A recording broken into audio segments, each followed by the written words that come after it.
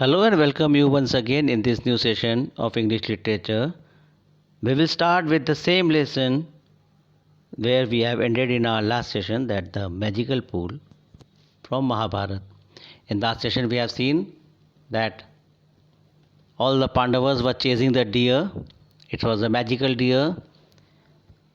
They were very thirsty. They found a pool where Nakul, Sahadev and Arjun, they heard a voice, a warning voice. He was asking that you have to give the answer of the question he was going to ask, but they ignored that warning. They drank that water and all three brothers died.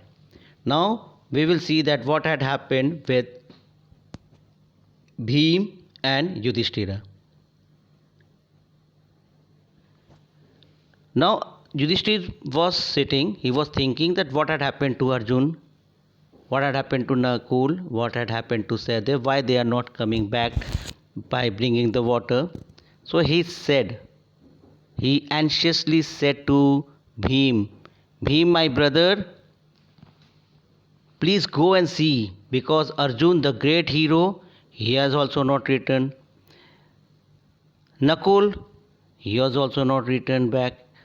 Sahadev is also the same in a same position. So I think they have lost the way, either they are wandering in the forest, or they may be fainted with the thirst. Whatever has happened, please go and see. So Bhim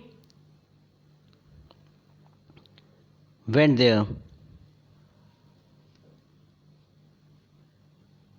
What he saw that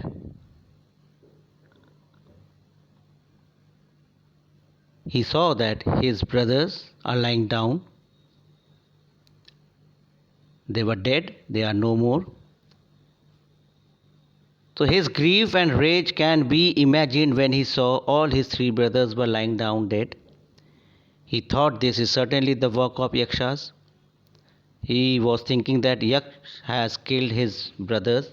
So he said, I will hunt them down and kill them, all the Rakshas. But oh God, I am so thirsty. Let me drink the water. Then I will see that Yakshas and kill that all the Yakshas. But he also heard that voice. Bhim said, be aware, you may drink only after answering my questions, or you have to die like your brothers. Who are you to dictate me? Cried Bhim, the powerful, and he drank the water avidly, glaring around in defiance. As he did so, his great strength seemed to slip from him like a garment, and he also fell dead among his brothers. Bhim said, who are you? To warn me? I am thirsty, I will drink the water.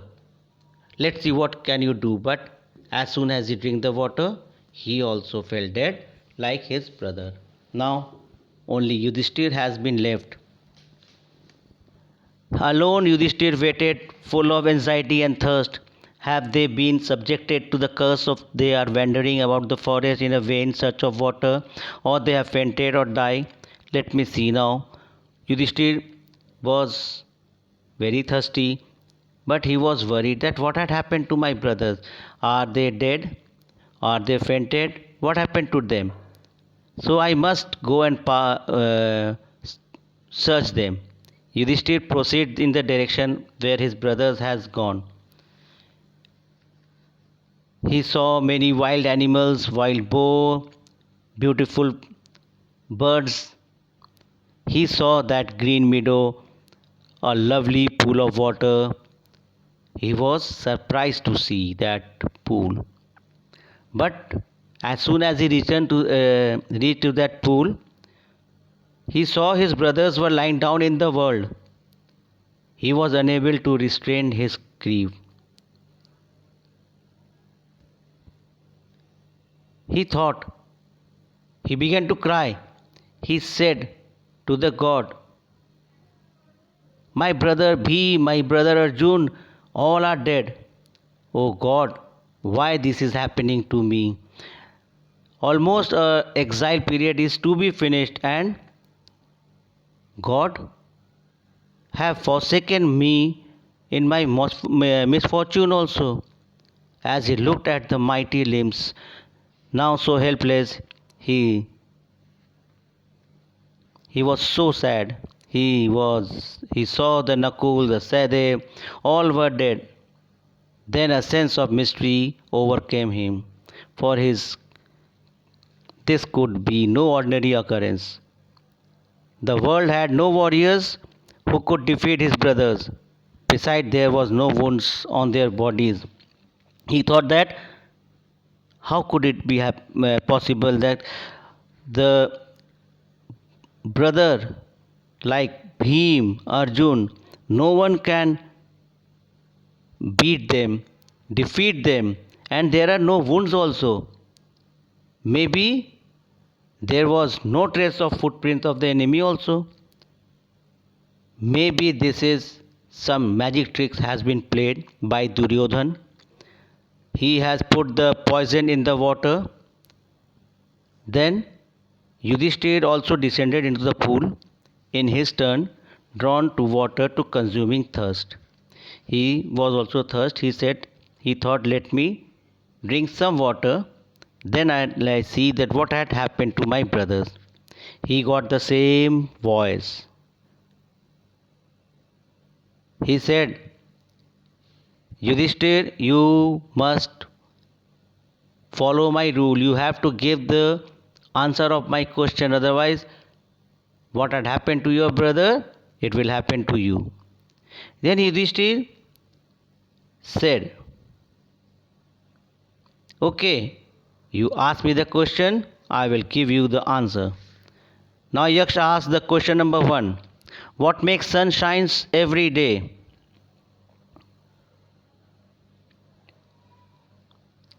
So Yudhishthir said, the power of Brahma is the that makes sunshine every day. Yaksha asked the second question, what rescue man in danger? Yudhishthir said, courage is a man's salvation in danger. Courage is the savior of danger of a man. Now Yakshas asked, by the study of which science does man become wise? Yudhishthir replied, not by studying any shastras, but does man become a wise? It is staying with the wise people that make the case wise. He said, Shastra, by studying the Shastra, one cannot become a wise. If a person lives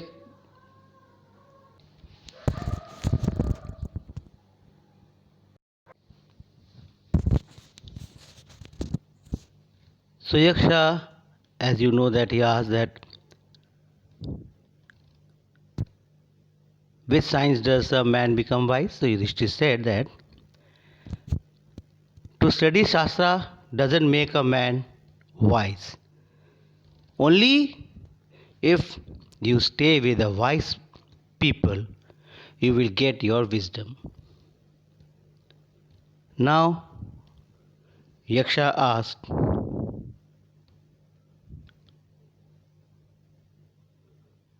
who is higher than sky? Yudhishthir said that the Father. The Father is higher than the sky.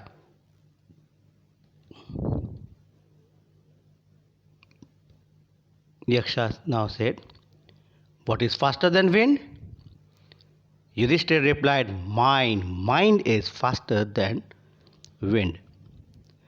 The Yakshas asked the sixth question, what makes one a real Brahmin? Is it his birth, good conduct, or learning? Think and then answer.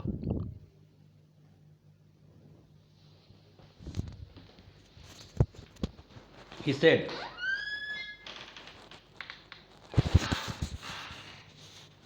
learning doesn't make one a real Brahman.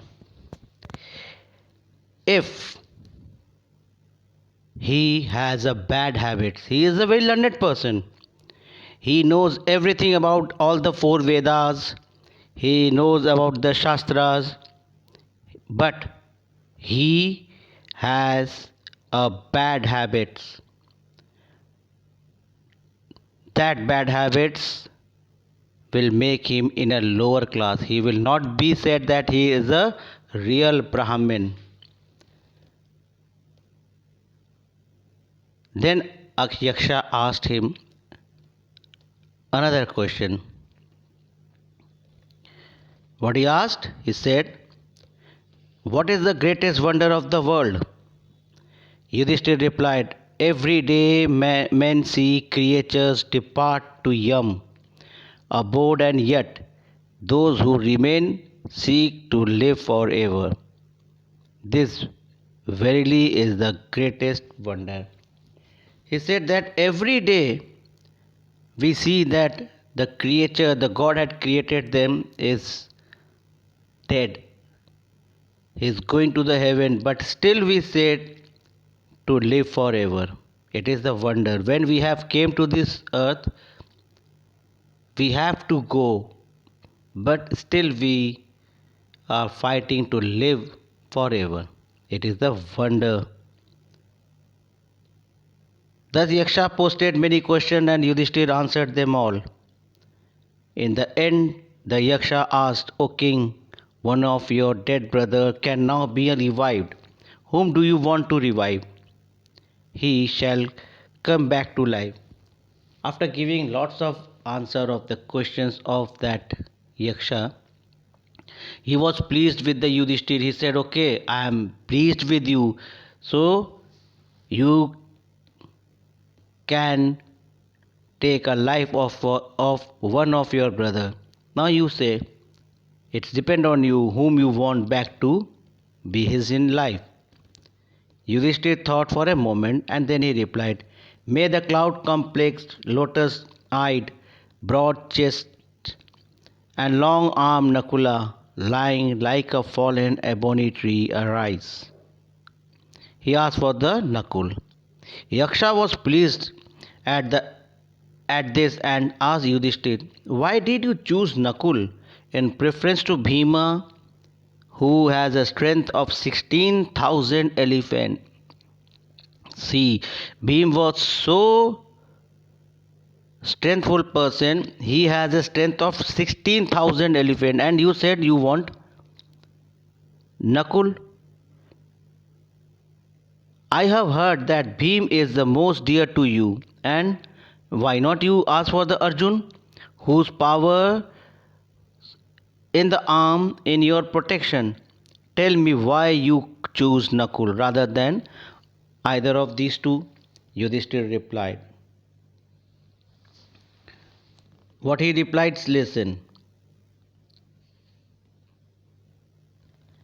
"O Yaksh, Dharma is only shield of man and not Bhim or Arjun. Kunti and Madri are the two wives of my father.